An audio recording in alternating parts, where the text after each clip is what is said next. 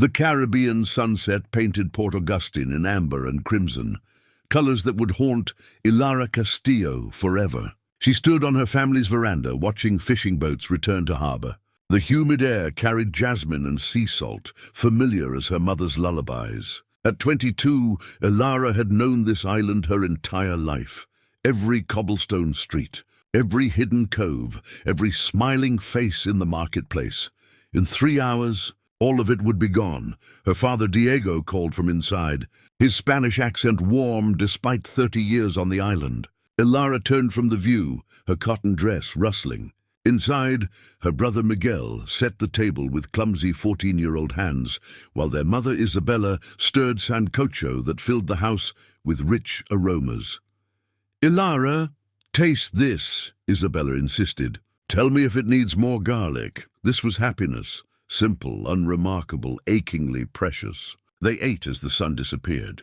Diego spoke of expanding their sugarcane fields. Miguel complained about his studies. Isabella laughed, reminding him that education was the only true wealth. Ilara listened, content in this cocoon of family and safety. Outside, darkness gathered. Beyond the harbor, black sails cut through moonlit water, unseen and unstoppable.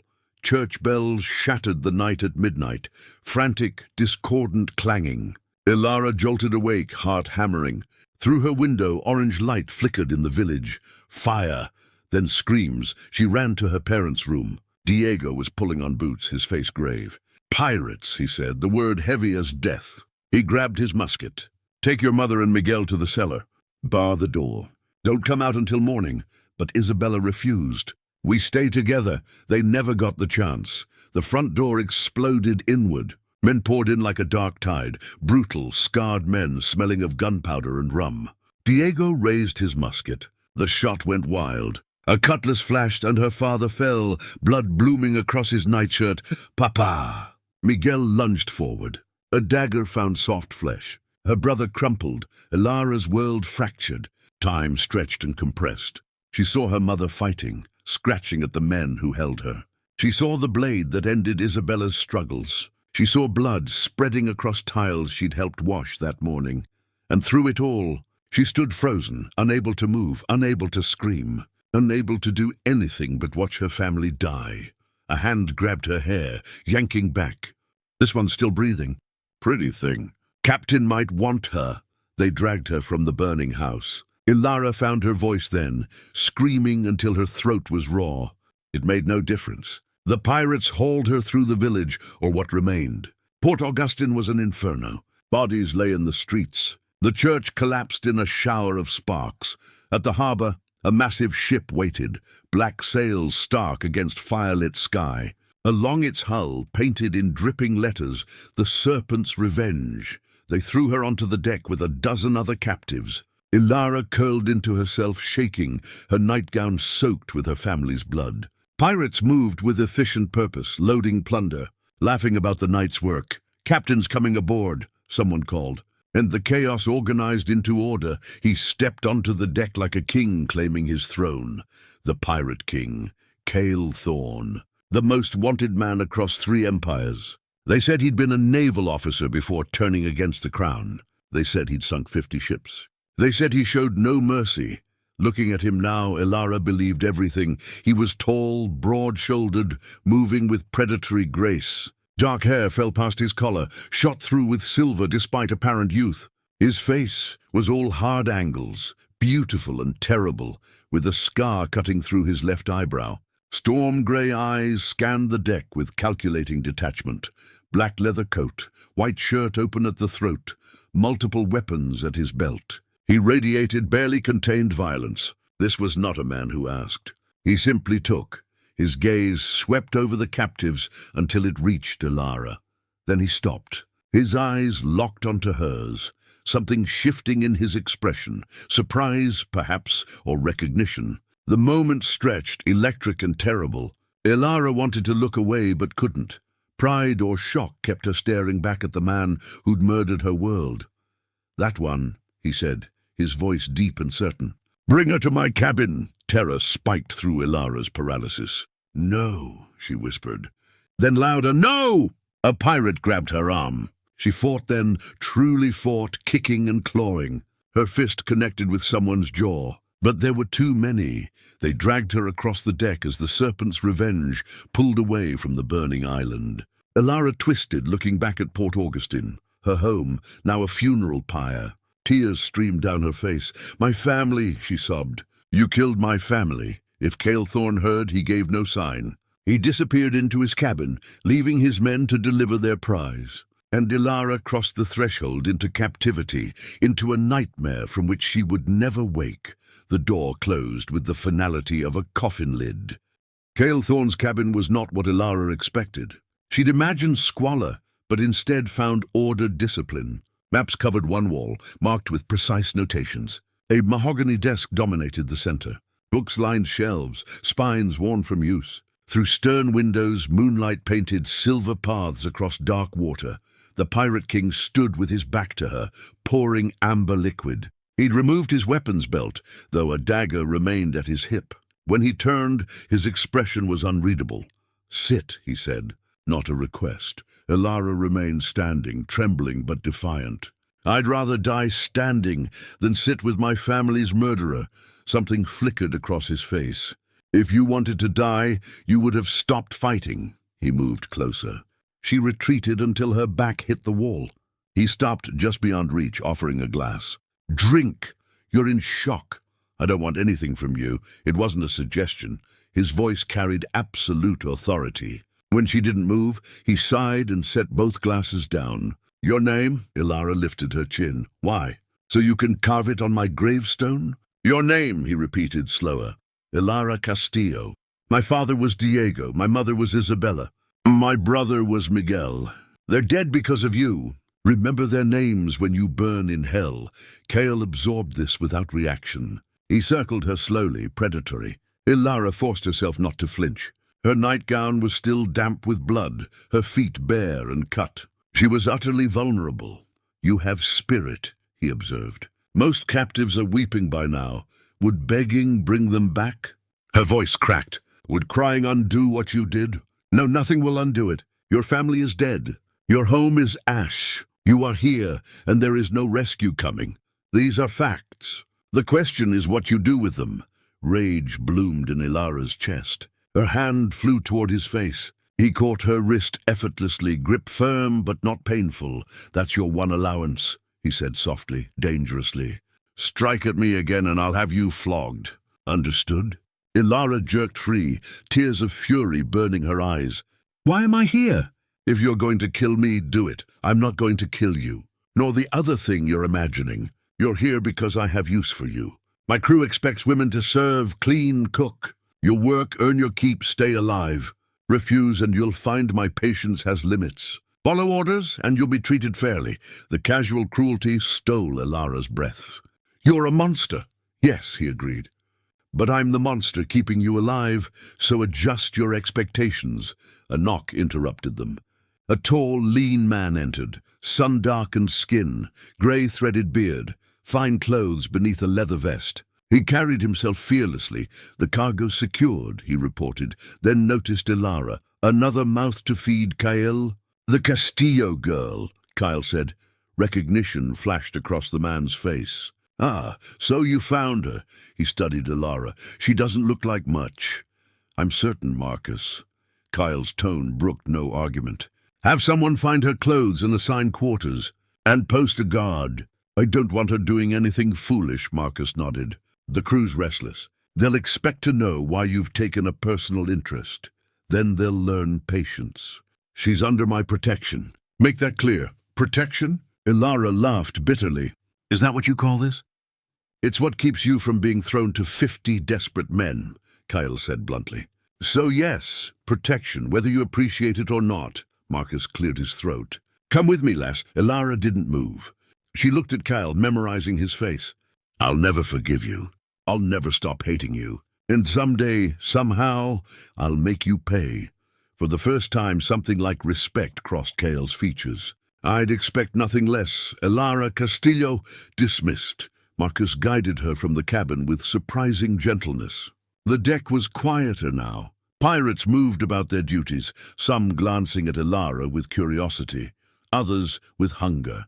They descended into the ship's belly, through narrow passages lit by swaying lanterns. Marcus led her to a small compartment where 3 other women huddled.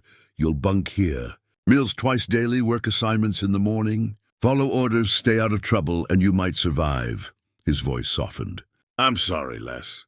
"For your loss? Then why serve him?" Marcus studied her. "Because monsters are sometimes necessary, and because his story isn't as simple as you think. Don't judge too quickly. Nothing in these waters is ever black or white." He left, the door locking. Ilara sank onto a hammock, her legs giving out.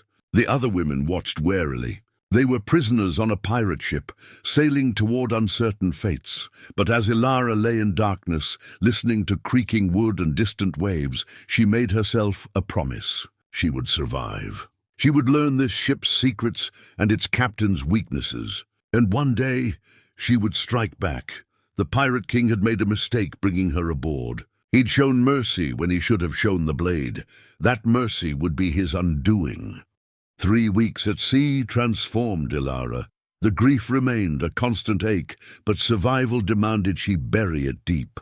She learned the ship's rhythms, the bells marking watch changes, the creaks signaling wind shifts, the silence preceding storms. She learned which pirates to avoid and which treated the captive women with rough respect. She learned to braid her hair tight, move with the ship's sway, make herself useful enough to be valued and invisible enough to be forgotten. The Serpent's Revenge was a floating city of contradictions. Gale Thorne ran it with military precision, strict discipline, clear hierarchies, swift but never arbitrary punishment. The crew respected him absolutely, some with admiration, others with fear, most with both. Ilara worked in the galley primarily, under Thomas the cook, a barrel-chested man with a hook replacing his left hand.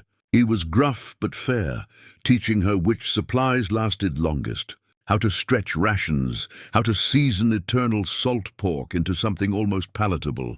"Captain likes his coffee black, no sugar," Thomas instructed one morning. "Takes it in his cabin every dawn." "You'll bring it today." Ilara's hands stilled. "Why me?" Thomas gave her a knowing look. "Captain's orders." Dread coiled in Ilara's stomach. She'd avoided Kyle since that first night, catching only glimpses on deck. She'd hoped he'd forgotten her. She knew better.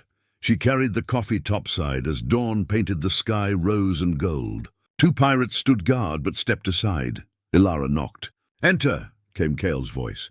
He stood at the stern windows, shirtless, studying charts. His back was a landscape of scars, thin white lines crisscrossing darker skin. But what caught her attention was the tattoo covering his left shoulder blade. A serpent coiled around a crown, scales so detailed they seemed to shimmer. Kyle glanced over. On the desk, Ilara set the cup down carefully. She turned to leave, but his voice stopped her. "Stay, I have questions. I have no answers you'd want. Try me." He pulled on a shirt, leaving it unlaced, and claimed his chair.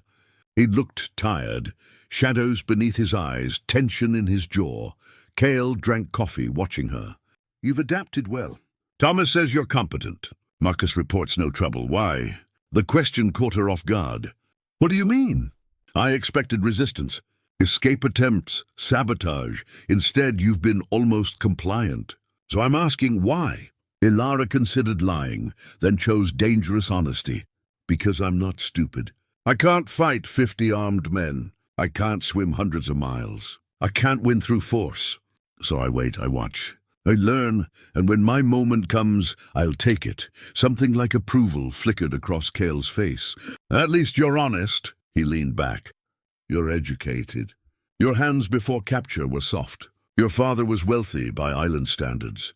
He was a good man who worked hard and treated people fairly. He didn't deserve what you did." "Probably not," Cale agreed, and the casual acknowledgement stole her breath. "War rarely concerns itself with who deserves what. War. That was murder. It was both." He rose, moving to the maps. His finger traced lines from Port Augustine to other marks. "Your island housed a British garrison. Small but strategic. The fort your father delivered supplies to wasn't just protecting shipping. It was part of a network the Crown uses to hunt pirates. Ilara's stomach dropped. My father was a merchant. He had dealings with people trying to hang me. He may not have been a soldier, but he was part of the machine. Kyle turned back. I don't expect you to understand or forgive, but I won't pretend my actions were meaningless violence. Everything I do serves a purpose. What purpose justifies burning innocent people alive? The purpose of survival, of fighting back against empires that claim the sea as their property and everyone on it as subjects. Your father chose his side. I chose mine. What happened was inevitable. You're trying to make this righteous. You're a pirate, not a revolutionary. I'm both, Kyle said quietly. And if you stay alive long enough, you might understand the difference. Before Ilara could respond, shouting erupted on deck. Gale's demeanor shifted instantly, the philosopher vanishing, replaced by the warrior. He strapped on weapons with practiced speed. Stay here, he commanded, then was gone, but Ilara followed. Curiosity and recklessness pulled her topside. The crew rushed about in controlled chaos. Marcus stood at the rail with a spyglass, his expression grim. British man of war. 3 points off starboard. She's seen us, changing course to intercept. Ilara's heart leaped. Rescue. If the British caught them, she could be freed. She moved toward the rail, hope blazing. Cale's hand closed around her arm, pulling her back. Below deck now. No, she twisted in his grip. That ship can save me. That ship will kill you. You're aboard a pirate vessel. Do you think the Navy will care that you're a captive? They'll sink us all and sort the bodies later. You're lying. I'm not. His grip tightened, not painful but unbreakable. Marcus, take her below. Lock her in my cabin. Marcus dragged her away. She fought, screaming, but the crew ignored her. Marcus shoved her into Cale's cabin and locked the door. Ilara pounded on wood until her fists bruised, then collapsed, sobbing with frustration. Through the windows, she saw the warship growing larger, white sails brilliant, cannons run out. The Serpent's Revenge turned hard, trying to outrun the larger vessel. But the warship gained steadily. Soon Ilara heard cannon fire. The ship shuddered. Timbers groaned. More explosions followed closer. Ilara curled beneath the desk, hands over her ears. Was this how she'd die? In the cabin of her family's killer, drowned or blown apart before she could have revenge. The battle raged for what felt like hours, but was probably 30 minutes. Then silence. Ilara waited, heart hammering. Finally the door unlocked. Kyle entered, blood spattering his shirt, a fresh cut across his cheek. We've lost them, he said. Sailed into a reef channel too shallow for their draft. He offered his hand. You can come out now. Ilara ignored it, crawling out alone. Did anyone die? 3 injured. None dead, by fortune's grace. He poured himself rum, hands steady. Your would-be rescuers fired 50 cannonballs at us. If that ship had caught us, everyone aboard would have died, including you. Still think the British are your salvation? Ilara had no answer. The reality crashed over her. She was trapped between monsters. The Empire's hunting pirates didn't care about collateral damage. Cale had been telling the truth. What happens now? She asked quietly. Cale drained his glass. Now, we continue. I suggest you use this lesson to adjust your perspective. You're clever, Ilara. Clever enough to survive if you stop clinging to hope of rescue. This is your life now. Make the best of it. And if I can't, then you'll die bitter and broken. He moved past her. But I don't think you will. You're stronger than you know. Your family's death didn't destroy you. That means something. After he left, Ilara stood alone, processing his words. Slowly, terribly, she understood. There would be no rescue, no return to her old life. The only way forward was through acceptance, or at least the appearance of it. She needed to make herself indispensable, learn everything, gain Cale Thorne's trust. And when the time came, when his guard was down, she would strike with everything she'd learned. It was the only path left, the only way to honor the dead. Outside, the Caribbean stretched endlessly, beautiful and merciless as the man who ruled this ship. And somewhere in that vast expanse, Ilara's future waited, written in blood and salt, and the slow, patient gathering of power from the wreckage of her former life. 2 months aboard the Serpent's Revenge taught Ilara that survival required metamorphosis. She shed the girl she'd been, becoming something harder, sharper, more dangerous. She learned to read wind direction from sail set, identify ships by silhouettes, move through corridors with confidence. The crew stopped seeing her as prey and started treating her as part of the ship's ecosystem, and Cale Thorne watched her transformation with unsettling intensity. Their interactions became a peculiar dance. He summoned her regularly under various pretenses, delivering meals, organizing maps, transcribing log entries in her neat handwriting. These sessions were never inappropriate, never crossed into the violence she'd feared, but they unsettled her differently. He asked about her education, her opinions on navigation, her thoughts on Caribbean politics. He treated her like an equal, and somehow that felt more dangerous than cruelty. "You're wasting your mind in the galley," he said one evening as she catalogued new charts. The cabin was golden with lantern light, the sea beyond black as ink. "What would you have me do instead?" Ilara kept her tone neutral. "Learn navigation properly. Marcus could teach you. You have the aptitude." Kyle leaned against the desk, close enough that she caught his scent, salt and leather and gunpowder. "Most people can't read charts the way you do naturally. Most people aren't prisoners being trained by their captors. Are you still a prisoner, Ilara? Or have you become something else?" The question hung between them, loaded with implications. Ilara set down her pen carefully. "I'm whatever you've made me. Isn't that what you wanted? I wanted you alive. Everything else has been your choice." "Choice," she repeated bitterly. "I chose nothing. You brought me here. You destroyed my family. Don't pretend I have agency. I've given you more agency than you realize. Do you know what happens to most captured women? Ask the other captives. Ask why 3 have already begged to become permanent crew, why they're learning to fight and sail rather than waiting for rescue that will never come." Ilara did know. She'd seen how initial terror transformed into pragmatic acceptance. The women who thrived were those who adapted, who found purpose in this brutal new world. "That doesn't absolve you," she said quietly. "I'm not seeking absolution." He moved closer. "I'm trying to make you understand that your choices matter here. What you become, how you survive, that's yours to determine." Before Ilara could answer, urgent knocking shattered the moment. Marcus entered, face grave. "We have a situation. The Crimson Drake has been spotted heading for Tortuga. Captain Blackwell is making his move." Cale's entire demeanor shifted. How long? 3 days, maybe 4 if the winds stay contrary. Gather the senior crew. We'll council in 1 hour." Kyle was already moving, strapping on weapons. Then he paused, looking back. "You should hear this. Come. Why would you want me at a war council? Because it concerns you more than you know. Because it's time you learned the truth about why your family died." The war council convened after evening meal. Ilara sat in the corner, trying to be invisible among the dozen hardened pirates. Gale stood at the table's head, a map spread before him. Blackwell is making his play for Tortuga. If he controls that port, he controls 1/3 of pirate traffic in these waters. More importantly, he gains leverage to unite scattered crews under his banner. "Let him," Rodriguez said. "Blackwell's war with the Crown isn't our concern. It becomes our concern when he's been selling information to the British Navy." Kyle's words fell like stones. "How do you think they found us last month? How do you think they knew our route?" Muttering rippled through the gathering. Marcus spoke up. "You're certain it's Blackwell?" I have proof. "Documents from a captured naval officer who thought he could buy his life with information. Blackwell has been systematically betraying pirate safe harbors to the British in exchange for amnesty.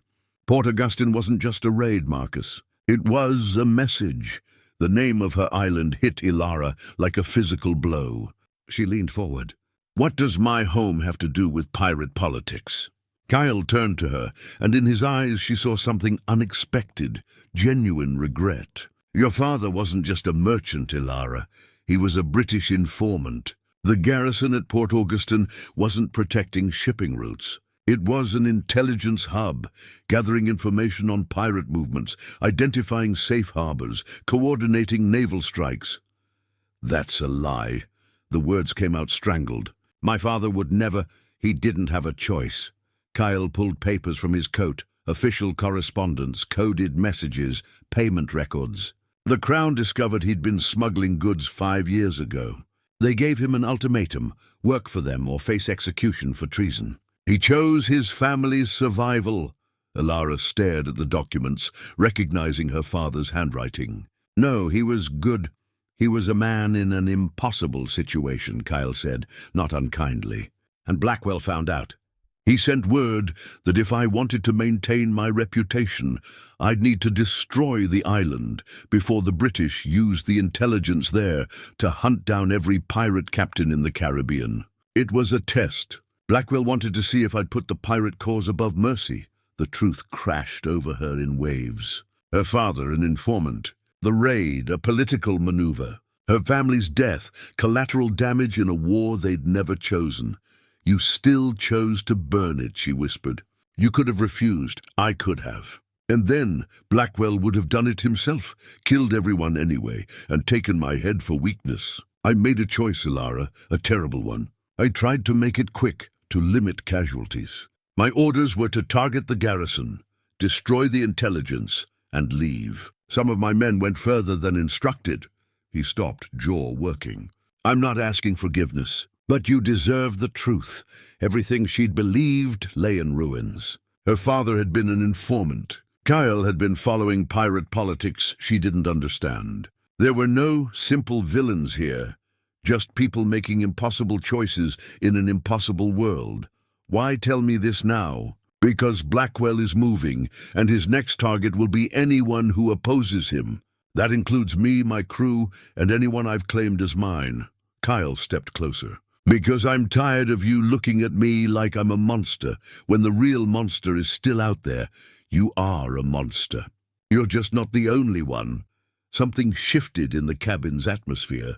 Kyle reached out slowly and tilted her chin up. I'm going to make you an offer, Ilara Castillo, and I need you to understand it's genuine. What offer? Stay with me.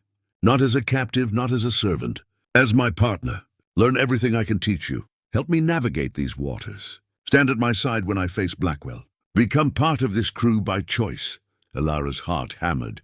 Why would I ever agree? Because you're brilliant and wasted in servitude. Because you have nowhere else to go. Because... He paused, something vulnerable crossing his features. Because in 2 months you've challenged me, frustrated me, and impressed me more than anyone has in years. Because I look at you and see not a victim but a survivor who could be so much more. You're asking me to forgive you. I'm asking you to move forward. His thumb brushed her jawline, feather-light. I can't undo the past. Neither can you. But we can choose what comes next. The offer terrified her because part of her wanted to accept. She'd spent weeks hating him, plotting revenge, clinging to grief. But the truth had complicated everything. She'd felt it growing, this dangerous pull toward the man who'd destroyed her life. I don't know if I can, she admitted. Then don't decide now. Just think about it. Kyle dropped his hand. In the meantime, we prepare for war. 3 days later, the Serpent's Revenge dropped anchor in Tortuga's harbor under cover of darkness. The notorious pirate haven was chaos, taverns, brothels, and black markets clinging to a mountainous island where laws meant nothing. Kyle gathered his crew on deck before disembarking. In torchlight, he looked like the legendary figure sailors whispered about. Blackwell will be at the Siren's Call Tavern, making alliances. We're going to interrupt his party. How many men will he have? Someone called. Doesn't matter. We have something he doesn't. Kale's eyes found Ilara. Proof of his betrayals. And leverage he won't expect. Before Ilara could process this, Kyle moved to her side. In one swift motion, he pulled her against him, his arm around her waist. The entire crew fell silent. This woman is mine, Kale announced. My mate, my partner, under my protection and bearing my claim. Anyone who harms her answers to me. Anyone who disrespects her answers to me. Spread the word. Ilara Castillo belongs to the Pirate King. Shock paralyzed her. His mate. The declaration was public, binding in pirate culture, marking her as untouchable. It was protection, but also possession. A claim. You didn't ask me, she hissed when he released her. I'm asking now, he said quietly. Come with me tonight. Face Blackwell at my side. Show him and everyone else that you've chosen this life. Or stay on the ship, safe and irrelevant. Your decision. As Ilara looked at this man who'd killed her family, revealed terrible truths, and offered her a place in his dangerous world, she realized something had shifted inside her. The girl who'd watched her home burn would have chosen revenge at any cost. The woman she'd become understood that survival meant adaptation, that power came from accepting reality. "I'll come," she said, "but this doesn't mean I've forgiven you. I'd be disappointed if you had." Kyle's smile was sharp as his blade. "Forgiveness is for the weak. We're both stronger than that." They walked through Tortuga's muddy streets, Kale's hand firm on Ilara's back, surrounded by 20 armed pirates. The siren's call was dark, loud, reeking of rum and violence. When they entered, conversation died. Captain Blackwell sat at the central table, a bear of a man, with a black beard and cold eyes. He smiled, showing gold teeth. "Thorn, I wondered when you'd show your face." "I'm here to discuss your retirement," Kyle said pleasantly, "voluntarily or otherwise." What followed happened too fast for Ilara to track completely. Words became threats, became drawn weapons. Kyle threw evidence of Blackwell's betrayals on the table, documents proving he'd sold out dozens of pirates. The room erupted. Blackwell's allies abandoned him. Other pirates, furious at the revealed treachery, turned on him. In the chaos, Blackwell lunged for Ilara, recognizing her as Kale's weakness. But she'd learned from the best. She sidestepped, grabbed a bottle, and smashed it across his face. Blackwell roared, blood streaming from his broken nose. Kyle was on him in seconds, blade at the traitor's throat. "She's mine," he said softly, dangerously. "And she's under no one's mercy but her own." The moment crystallized something inside Ilara. Power, choice, a future carved from violence but hers to claim. Later, on the ship as dawn broke, Kale found her at the rail. "You fought well tonight. I've had good teachers." Ilara turned to face him. "I'll stay with you. I'll be your mate, your partner, whatever this is. But I have conditions. Name them. Teach me everything. Navigation, strategy, how to survive in this world. Make me your equal, not your possession." She stepped closer. "And never lie to me again. If we're doing this, we do it with truth between us." Kyle considered this, then extended his hand. "Equal partners. No more lies. You have my word." Ilara took his hand, feeling the calloused strength, the heat. This was insane. This was survival. This was her choosing power over powerlessness, future over past. "One more thing," she said. "I still hate what you did. That will probably never change completely." "Good." Kyle pulled her closer, his free hand cupping her face. "I'd hate to be partnered with someone who forgives easily." "Where's the fun in that?" When he kissed her, it tasted like salt and rum and choice. Not gentle, not asking permission, but not taking what wasn't offered either. Ilara kissed him back, pouring 2 months of rage and grief and impossible attraction into it, accepting that she could hate what he'd done and still want this, want him, want the power he offered, want the future they might build together. She'd lost everything the night her family died, but from those ashes she'd forged herself into something new, not a victim, not a captive, but the Pirate King's mate, partner to the most feared man on the Caribbean. A woman who learned that sometimes survival meant making peace with monsters, especially when you discovered the monster inside yourself. The sun rose over the serpent's revenge, painting the sky gold and crimson. Ilara stood at Kale's side on the quarterdeck, his arm around her waist, facing the horizon together. Somewhere behind them lay the ruins of her old life. Somewhere ahead lay battles, dangers, and a future written in blood and salt water, but it would be hers. Every choice, every consequence, every moment, hers to claim, and that was the only justice she'd ever get. The only power worth having, the power to choose what came next.